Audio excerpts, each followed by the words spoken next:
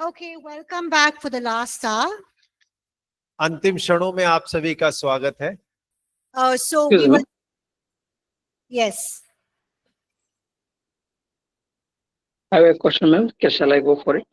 Yes, please tell me, Devraj. As in the last session, we are just studying about, you said that he broke the power of sin in our life. Yes. Actually, I think in Romans chapter 6, verse 26, I believe, there is two aspects. That is, body of sin means there is power of sin has been destroyed. And the sinful nature, that is, old man means the sinful nature is also destroyed. And Yes. the two aspects has been already destroyed. The power of sin and the nature, the sinful nature. I was just thinking like this is the two which is responsible for a person to sin. And Not the sinful nature is not being broken. The power of sin is broken. But we still have that sinful nature in us because we are born in sin. And that is why we need to, be sanctified daily. We need to set ourselves up apart as holy. And we need to be transformed in our minds. And we need to walk in holiness and not yield to the flesh. okay. I was just thinking like the three aspects of our body, like mind, body, and spirit. So I was just thinking like the spirit, the part of the Soul, body, and spirit. So soul is made up of a mind, will, and emotions, and then your body, and then your spirit. Yes. okay. Okay, ma'am. Thank you. No, you can go ahead. You were talking something about the soul, body, and spirit. I just thought like the power of spin is just the spirit. The fallen spirit has become new now, as you said, as the new creation. So we have got now something to do with the mind and as well as the body, where Yes. the sinful nature still exists. Yes. That we are going to study in 7th chapter as well. Yes. So So, we are made new in our spirit man, but our mind and our body is still the old sinful nature, which we need to overcome. Okay. Thank you. Yes. That is why Paul keeps saying we need to walk in the spirit. Should not yield. Galatians and Romans, Galatians chapter 5 says you should not yield to the flesh. You should not yield to the carnal nature. You have to walk in the spirit. So there is always a war that is happening in us with the spirit and the body. The spirit wants to follow God, but our body has a tendency to follow the sinful nature. That is why Paul says, do not yield to the flesh, but yield to the spirit. Yeah. Yes, ma'am. Thank you. Okay, thank you. Okay, any more questions, doubts? कोई और सवाल, संदेह? Okay, so we'll continue studying chapter 7. और 7 अध्याय में हम आगे बढ़ते हैं. So I listed out things that we are going to be looking at. और मैंने आपको एक सूची दी थी कि किन किन बातों के बारे में हम 7वें अध्याय में अध्ययन करेंगे. About how God, helps us to be perfect in holiness. परमेश्वर कैसे हमारी सहायता करते हैं कि हम पवित्रता में बने रहें in our lives. हमारे जीवन के अंदर So में. we looked at various things. और हमने बहुत सारी बातों को देखा था. So we will look at that in detail. और अभी हम और विवरण के साथ उस पर विचार करेंगे. But before we look at them, और उन्हें देखने से पहले that we need to understand और हमें ये समझने की आवश्यकता है that we need to learn to work with God. और हमें परमेश्वर के साथ कार्य करने को सीखने की आवश्यकता है। Yes, God uses His word. परमेश्वर अपने वचन का इस्तेमाल करता है, He uses the Holy Spirit. पवित्र आत्मा का इस्तेमाल करता है, He uses the difficult challenges in our lives to help us to grow in the Holy Spirit. हमारे जीवन के मुश्किल समयों का इस्तेमाल करता है ताकि हम परमेश्वर और पवित्रता में विकास करने पाए। So even as He uses all of these things, और जैसे परमेश्वर इन सारी चीजों का इस्तेमाल भी करता है, we need to learn to cooperate with God. और हमें परमेश्वर का सहयोग करना सीखना होगा, We need to learn how to work with God. और हमें सीखना होगा कि कैसे हम परमेश्वर के साथ कार्य कर सकते हैं, We need to learn how to partner with God. और हमें सीखना होगा कि कैसे हम परमेश्वर के साथ में सहभागी हो सकते हैं। So the first thing that we will look at is God uses the Holy Spirit to empower us to holiness. और हम पहला देखेंगे पवित्र परमेश्वर पवित्र आत्मा का इस्तेमाल करता है कि वो हमें सशक्त बनाए और पवित्र करे। Look at Romans chapter 1 verse 4, और रोमियो उसका पहला अध्याय उसके 4 पद को देखिए, page number 42. 42 नंबर हिंदी का page. What is the Holy Spirit referred to as here? और यहाँ पवित्र आत्मा को किस भाव में प्रकट किया गया है? Yes, He's a spirit of holiness. और उसे पवित्रता की आत्मा के रूप में दर्शाया गया है। And who sanctifies us? और कौन हमें शुद्ध ठहराता है? Look at Romans chapter 15 verse 16. और रोमियो 15 अध्याय उसका 16 वचन देखें। How are we sanctified? और कैसे हम शुद्ध किए जाते या शुद्ध ठहराए जाते हैं? Yes, by the Holy Spirit. पवित्र आत्मा के द्वारा पवित्र बनाए जाते हैं। So the Holy Spirit is the spirit of holiness, और पवित्र आत्मा पवित्रता का आत्मा है, and He sanctifies us. और वो हमें शुद्ध करता है, He sets us apart for holiness, और वो पवित्रता के लिए हमें अलग करता है, and He empowers us to walk in holiness, और वो पवित्रता में चलने के लिए हमें सामर्थ्य प्रदान करता है, so that God's holiness is reproduced in us. ताकि परमेश्वर की पवित्रता हमारे द्वारा उत्पन्न होने पाए। Now we need to understand और हमें इस बात को समझने की आवश्यकता है, there is no sin in the outer flesh और हमारे बाहरी देह में कोई ऐसा पाप नहीं है, or in the inner person और या हमारे भीतरी मनुष्य के अंदर में, which the Holy Spirit cannot set us free from. कि जिस पाप से पवित्र आत्मा हमें आजाद ना कर सके। The Bible says that God came to set the captives free. और बाइबल कहती है कि परमेश्वर ने जो बंधुए हैं उन्हें आजाद किया है, He breaks every yoke और वो हर एक जुए को तोड़ता है, and He removes every burden. और उसके साथ सारा बोझ है उसको हटाता है। So in Romans chapter 7, और रोमियो उसके 7 अध्याय में Paul describes his life पौलुस अपने जीवन का वर्णन कर रहा है, before he came to Jesus Christ. मसीह यीशु में आने के पहले का जीवन। And he says he had such a great desire to do the law of God or follow the law of God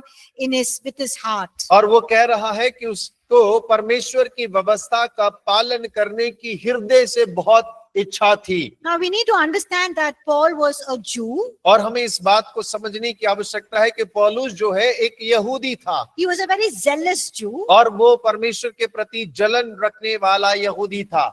No, he was a very zealous Jew, means zealous for the Old Testament law. और वो पुराने नियम की जो व्यवस्था है उसके प्रति जलन रखने वाला एक यहूदी था। And he thought that Jesus Christ was going against what was the Old Testament. और वो इस बात No. को कहता था, मानता था कि यीशु मसीह पुराने नियम की जो व्यवस्था है उसके विरुद्ध चल रहा है या उसके विरुद्ध काम करता है। So as a zealous Jew, he had a great desire to keep the law with all his heart. और देखिए, एक अच्छा या जलन रखने वाला यहूदी होने के नाते उसके हृदय में बड़ी लालसा थी कि वो व्यवस्था का पालन पूरी इच्छा के साथ में करे। And he found himself powerless to keep the law. और लेकिन उसने पाया अपने आप को कि वो उस व्यवस्था को बनाए नहीं रख पा रहा है। And he says, what I don't want to do, that I do. और वो कहता है कि जो मैं नहीं करना चाहता हूँ वही करता रहता And हूँ, what I want to do, that I don't do. और जो करना चाहता हूँ मैं वो नहीं कर पाता। And he says, because sin dominated my outer man. और वो कहता है क्योंकि मेरे भी बाहरी मनुष्य के ऊपर में पाप प्रभुता करता है। But when he came into Jesus Christ, और लेकिन जब वो मसीह यीशु में आता है, he says the power of sin, he discovered that the Holy Spirit sets him free from the power of sin. और उसने इस बात को पाया कि पवित्र आत्मा ने उसको पाप की सामर्थ्य से छुटकारा दिला दिया। Or he discovered that the Holy Spirit set him free from the law of sin and death. और उसने इस बात की खोज पाई कि उस पवित्र आत्मा ने पाप के बोझ से उसे आजाद किया है। Now when he say law of sin and death, और जब हम कहते हैं कि पाप और मृत्यु का व्यवस्था, it does not mean the Old Testament law. और उसका मतलब पुराना नियम नहीं है। Law of sin and death means, I explained when I was teaching Christology, it is a dominion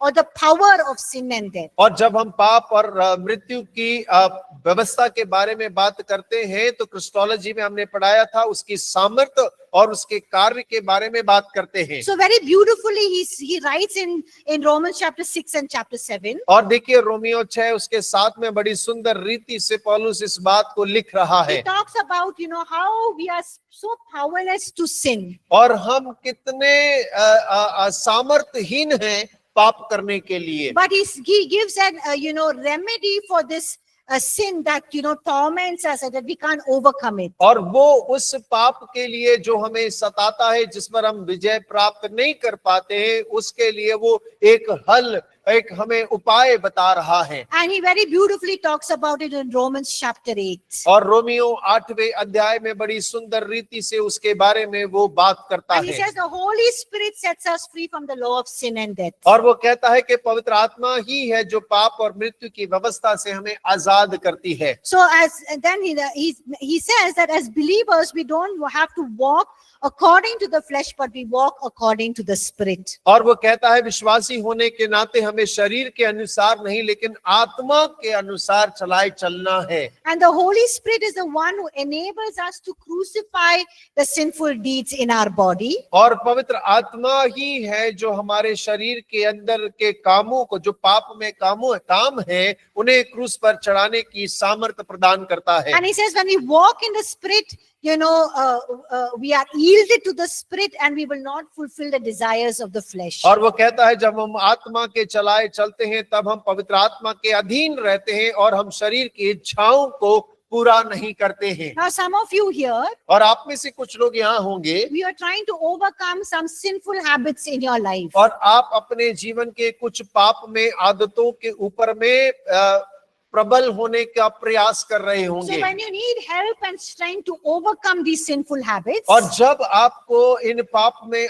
आदतों से जय प्राप्त करने की जरूरत है, who should you ask for help? और आपको किसकी मदद मांगने की आवश्यकता है? Yes, you need to ask the Holy Spirit. और आपको पवित्र आत्मा की मदद मांगने की आवश्यकता है। Ask him to help you to overcome. और आप उससे मदद मांगे कि वो आपकी सहायता करे कि आप उस पाप में आदतों पर प्रबल हो जाएं, So we can grow in holiness. ताकि हम पवित्रता में बढ़ सकें, We can grow in holiness. और हम पवित्रता में बढ़ें, Or we can be sanctified और हम शुद्ध किए जाएं, by the empowering of the Holy Spirit. और पवित्र आत्मा के द्वारा सशक्त करने के द्वारा। We are also sanctified by the word of God. और हम परमेश्वर के वचन के द्वारा भी पवित्र किए जाते हैं। So look at three references given there from John 15, John 17 and John 8. और यूहन्ना 15:3, यूहन्ना 17:17, यूहन्ना 8:31 से 36 3 वचन आपके लिए दिए गए हैं, आप उन्हें पढ़िएगा। John 15:3, John 17:17 and John 8:31-36. You don't repeat, Pastor. I didn't say it for English students. English students, John 15:3 online if you don't have the notes. John 17:17 and John 8:31-36. Online छात्र यदि आपके पास नोट्स नहीं है तो आप भी बाइबल से खोल सकते हैं। यूहन्ना 15:3, 17:17, 8 का 31 से 36।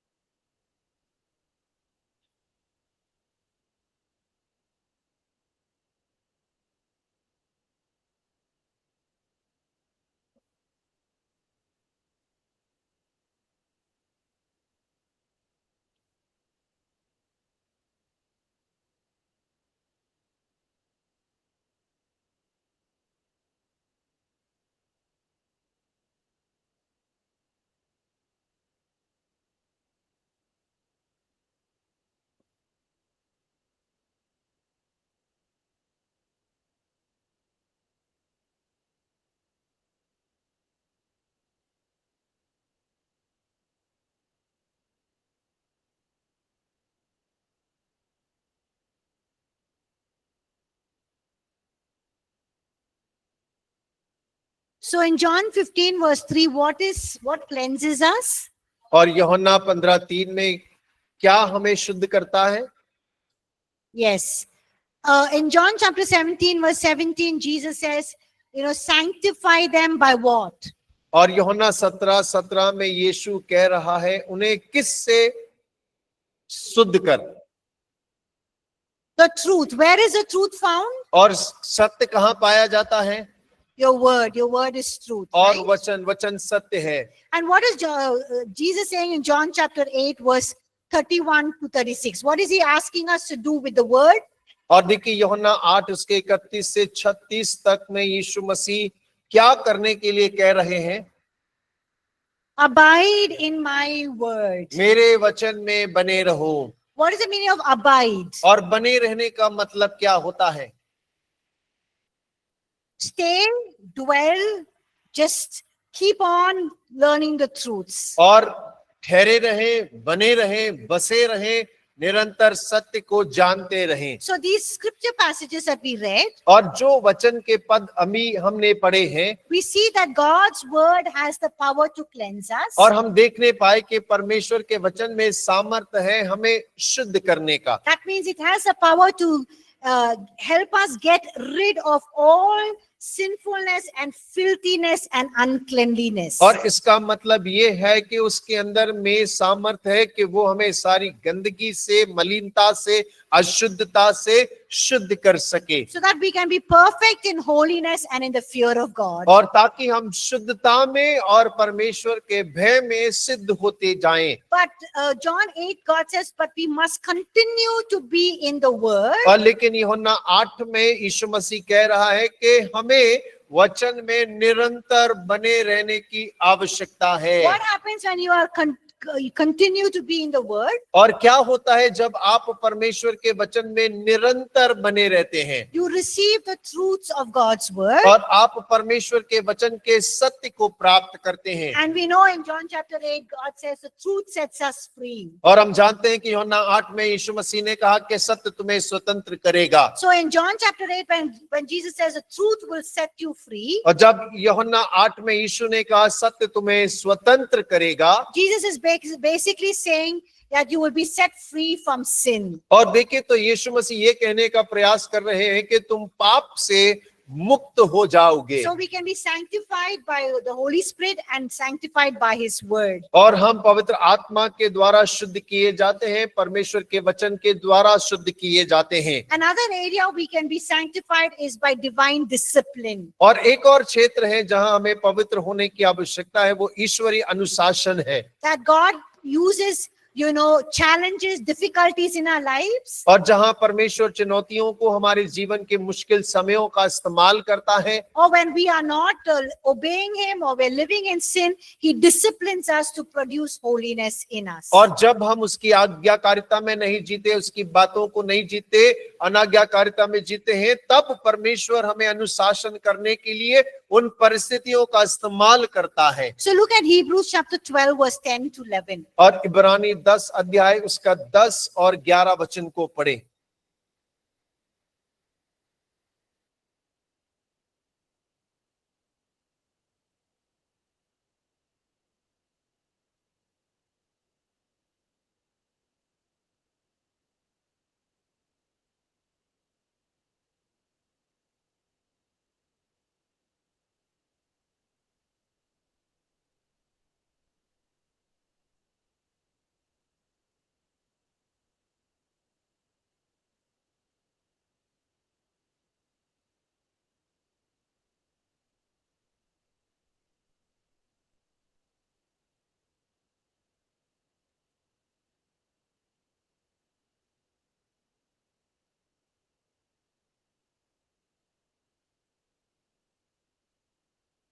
So in this verse, what is the writer of Hebrews saying? Why does God discipline us? और देखिए इस पद में इब्रानी का लेखक क्या कर रहा है, परमेश्वर हमें क्यों सुधारता है?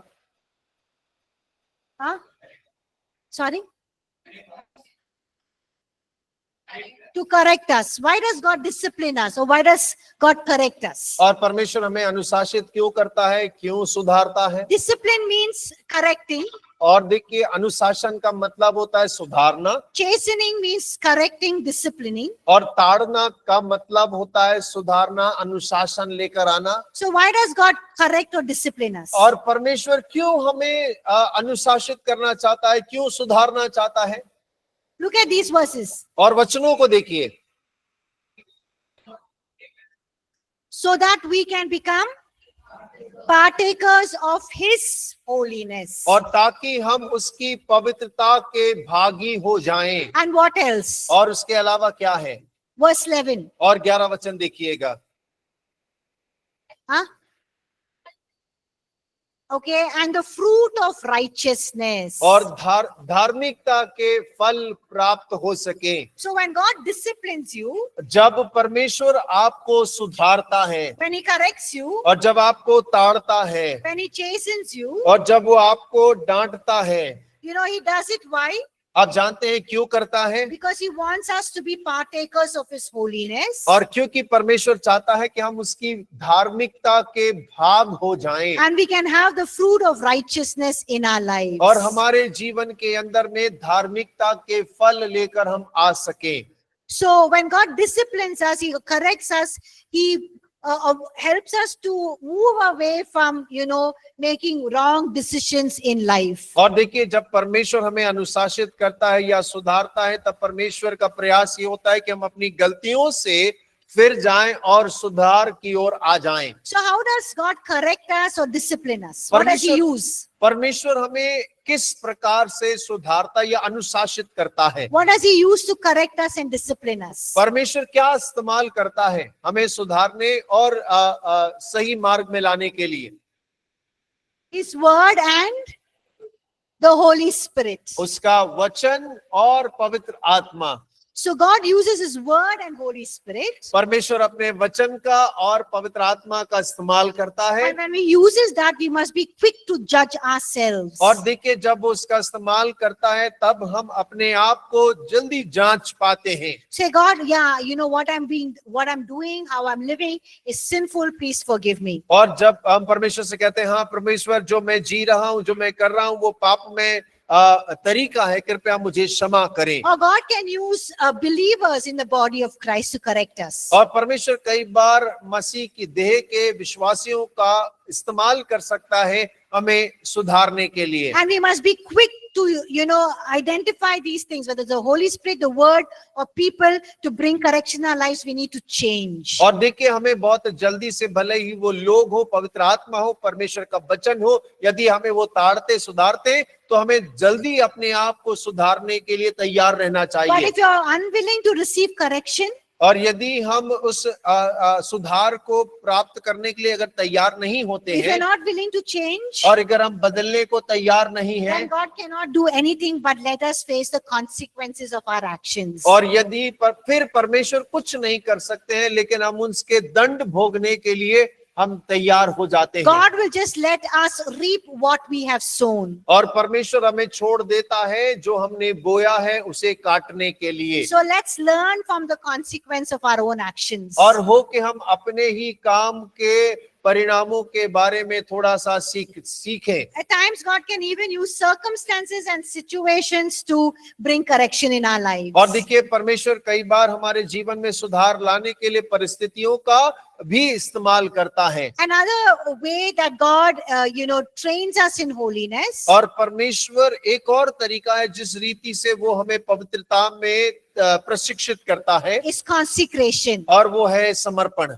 walking blameless in holiness. पवित्रता में निर्दोष होकर चलने के बारे में। So look at read the two references there in your notes. और 44 नंबर के हिंदी पेज पर 2 वचन दिए गए हैं, कृपया कर उन्हें देखें और पढ़ें। Leviticus 20 verse 7 and 26. लय व्यवस्था 20 अध्याय उसका 7 और 26 वचन। And Matthew 5:29 to 30. मत्ती 5 अध्याय उसका 29 और 30 वचन।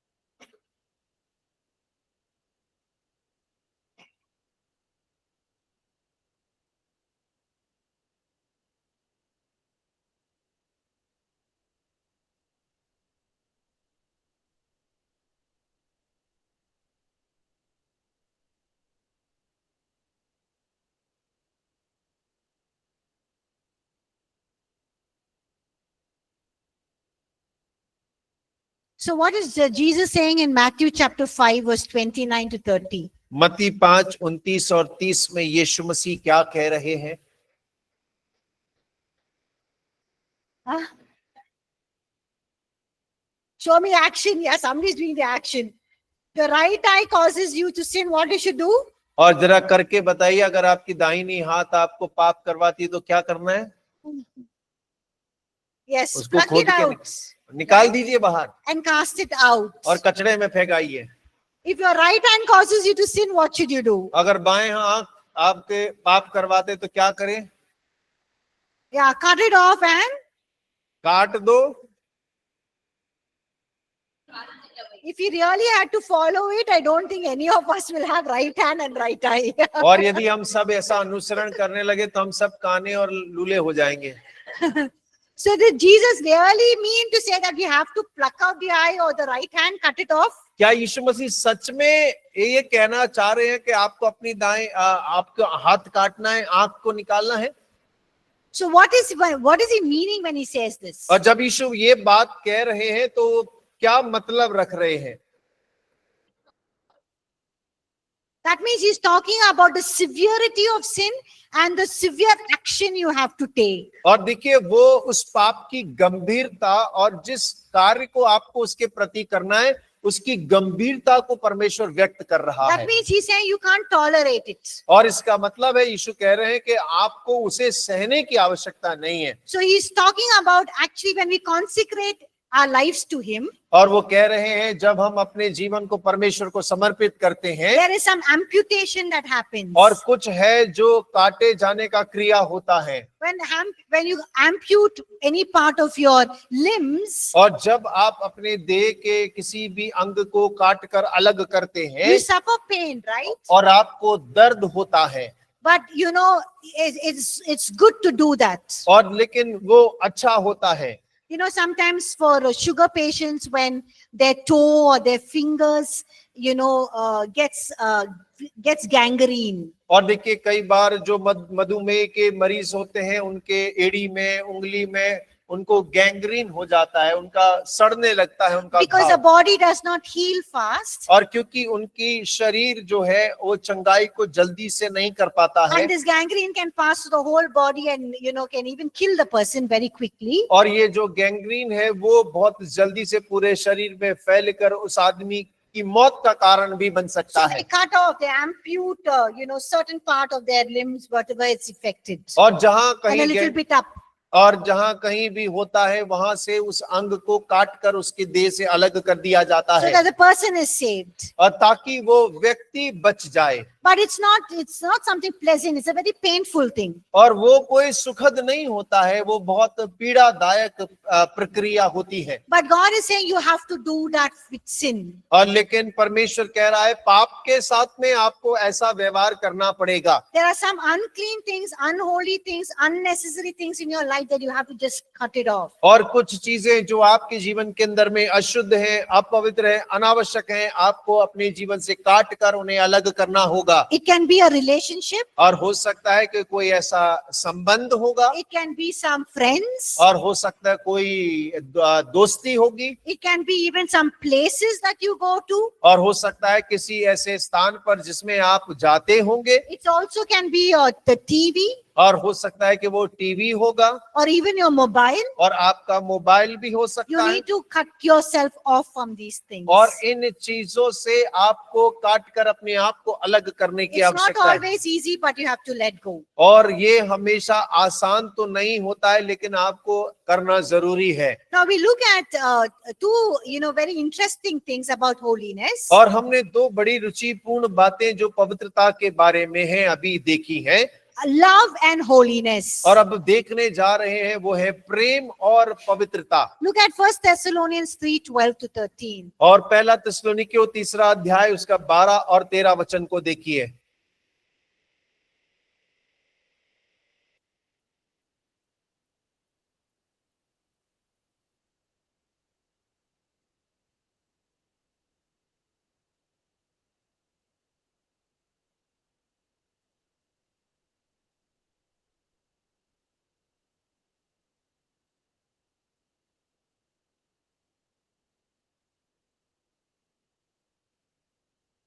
So in First Thessalonians chapter 3 verse 12, और पहला थिस्सलुनीकियों तीसरा अध्याय उसका 12 वचन, what is Paul saying that he wants the believers to increase and abound in? और पौलुस कौन सी चीज में विश्वासियों को बढ़ने और उसमें उन्नति करने के लिए कह रहा है? In love, yes. प्रेम में। And look at verse, why does he want them to increase and abound in love? और क्यों वो चाहता है कि वो प्रेम में बढ़े और उन्नति करें? Why does he want them to walk in love towards all people? और सब लोगों के लिए प्रेम में चलने के लिए वो क्यों का चाह रहा है? So that they can be blameless in holiness before our God. और ताकि वे हमारे परमेश्वर पिता के सामने पवित्र और निर्दोष ठहरें। So that you can be established in holiness before God. और ताकि आप परमेश्वर के सामने पवित्रता में स्थापित किए जा Now we सकें। can ask this question, और इस प्रश्न को हम कर सकते हैं, how would love and holiness be connected? प्रेम और पवित्रता कैसे जुड़ेंगे? So we look at that. और हम उसको देखेंगे। Now we know that God is holy, हम ये जानते हैं परमेश्वर पवित्र है, but God is also love. और उसके साथ परमेश्वर प्रेम भी है। We know from 1 John chapter 4 verse 16 और पहला यूहन्ना 4:16 से हम इस बात को जानते हैं that God is love. कि हमारा परमेश्वर प्रेम है। That means, you know, his very nature, co-nature is love. और इसका मतलब है कि हमारे परमेश्वर का जो स्वभाव है वो प्रेम है। Which means the God we worship, serve, और इसका मतलब है जिस परमेश्वर की हम आराधना और सेवा करते हैं is a holy God and a loving God. वो पवित्र भी है और प्रेमी परमेश्वर भी So है। when we walk in love, और जब हम प्रेम में चलते हैं we walk in God and God in us. और हम परमेश्वर में और परमेश्वर हमारे अंदर होकर चलता है। When we walk in holiness, जब हम पवित्रता में चलते हैं we walk in God and God in us. और हम परमेश्वर में और परमेश्वर हम में होकर चलता है। So walking in love और प्रेम में चलना or being loving towards one another और एक दूसरे के प्रति प्रेम व्यक्त करना helps us to walk in holiness, और वो सहायता करता है कि हम पवित्रता में चले, and holiness empowers us to walk in love. और पवित्रता हमारी सहायता करता है कि हम प्रेम में चलने So पाए। these are intertwined. और ये जो है आपस में जुड़े हुए We हैं cannot do one without the other. और आप एक को छोड़ के दूसरे को नहीं कर सकते हैं। Each one strengthens the other. Love strengthens holiness, holiness strengthens love. और देखिए प्रेम पवित्रता को बल देती है, पवित्रता प्रेम को बल देती है। So walking in love empowers us to do what is right, just and kind. और प्रेम में चलना जो कि न्यायपूर्ण है, दयालु है, और उसमें हमें बल देता है कि हम उसे कर सकें। And also express holiness and the goodness of God. और परमेश्वर की पवित्रता और अच्छाई की भी अभिव्यक्ति करने में सहायता करता है। Another aspect that we can look about holiness, और देखिए पवित्रता के बारे में एक और चीज को हम देख सकते हैं that holiness leads to godliness, and godliness is not just external thing, but it's internal thing. और पवित्रता हमें ईश्वरीय भक्ति की ओर आकर्षित करती है, और ईश्वरीय भक्ति जो है वो बाहरी चीज से कहीं ज्यादा परे है। So look at these 4 scripture passages. और ये 4 वचन जो दिए गए हैं आप इन्हें देखें। Psalms chapter 51 verse 6, और भजन 51 उसका 6 पद, Romans 14:17, रोमियो 14 उसका 17, 1 Timothy 2:9 to 10, पहला तिमुथियुस 2 अध्याय 9 और 10 वचन, and 1 Peter 3 verse 3 to 5. पहला पत्रस 3 अध्याय 3 से लेकर 5 वचन। So everyone please read those verses. और कृपया कर हर एक जन इन वचनों को पढ़े।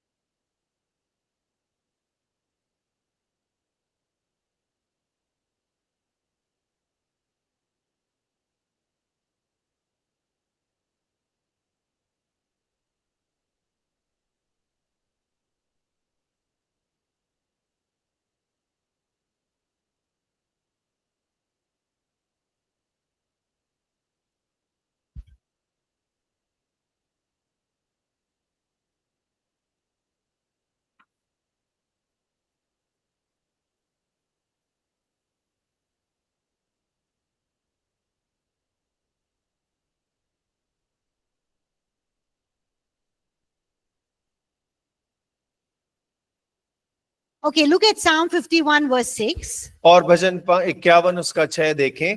Where does God desire truth? परमेश्वर कहाँ पर सत्य की इच्छा रखता है? Where? कहाँ?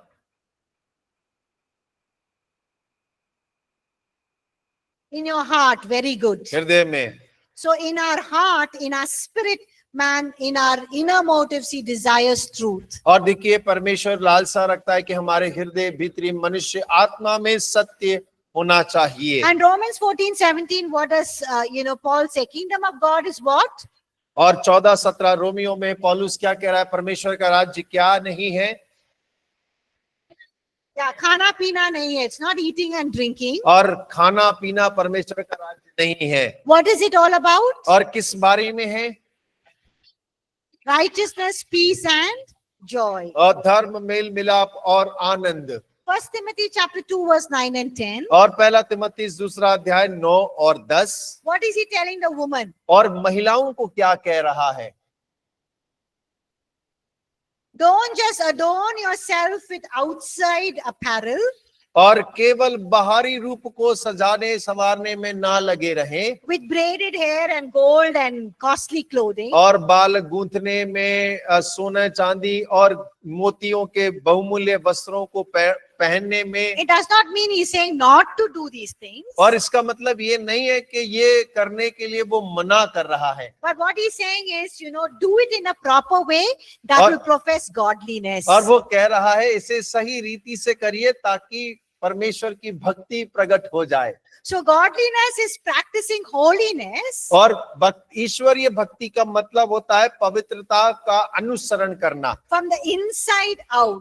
और भीतर से बाहर की ओर। So it's a priority to keep our heart pure and clean. और हमारी प्राथमिकता ये है कि हम अपने हृदय को साफ और शुद्ध रख सके। When our heart is clean, pure and holy, जब हमारा हृदय साफ सुथरा और पवित्र है, it will be shown in our actions. और वो हमारे कार्यों में नजर आएगा। So our focus should not just be on the externals. और हमारा ध्यान केवल बाहरी लिपापोती में नहीं होना चाहिए। Sometimes we can look like, the way we behave, the way we do things can be very, good on the outside. और कई बार हम जो करते हैं, दिखाते हैं, व्यवहार करते हैं, बाहरी रूप से बड़ा सुंदर नजर आ सकता है, But inside we are like dead men bones. और लेकिन अंदर से सड़ी हुई मरी हड्डियों के समान हो सकते हैं। Where there's so much of pride and selfishness and self-centeredness. और जहां पर अंदर घमंड होगा, स्वार्थ होगा, आत्म केंद्रित होंगे हम।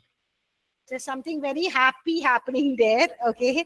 So there are many things that are unholy before God. और बहुत सारी चीजें जो परमेश्वर के सामने अपवित्र हैं, But we should not focus on things just that outwardly, but focus on being godly inside. और केवल हमें बाहरी रूप पर ही जोर नहीं देना है, लेकिन भीतर से कि हम अंदर से पवित्र होते चले जाएं। So when we do all of these things, और जब इन सारी बातों को हम करते हैं, we are perfecting ourselves in holiness. हम अपने आप को पवित्रता में सिद्ध करते चले जाते हैं, And God perfects holiness in us. और परमेश्वर पवित्रता को हमारे अंदर में सिद्ध करता है।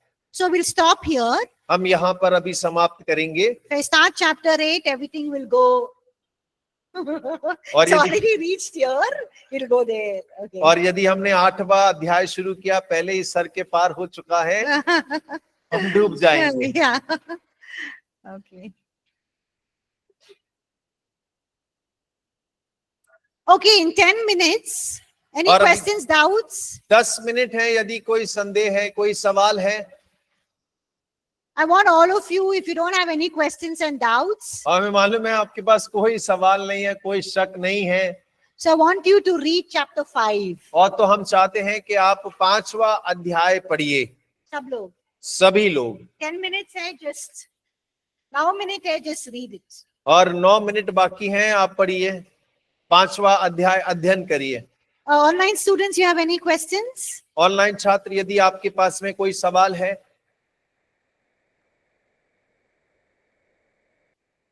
No questions. So if there's no questions, we'll end class for you all. और यहाँ पर अभी कोई सवाल नहीं है, तो आज की क्लास हम समाप्त कर रहे हैं। You all can also read chapter 5 if you have the time. यदि आप लोगों के पास समय है तो आप भी 5 अध्याय को दोबारा से पढ़िएगा। If not, we'll see you tomorrow. और यदि नहीं तो कल फिर आपसे मुलाकात होगी। Is that okay? ठीक है। Online students? ऑनलाइन छात्र, Okay, thank you. आप सभी का धन्यवाद Thank you for joining us. Have a blessed evening and see you tomorrow. और आप सभी का धन्यवाद जुड़ने के लिए। प्रभु आपको आशीष दे। कल फिर मिलेंगे। Thank you ma'am. जय मसीह की। जय जय मसीह मसीह की। की।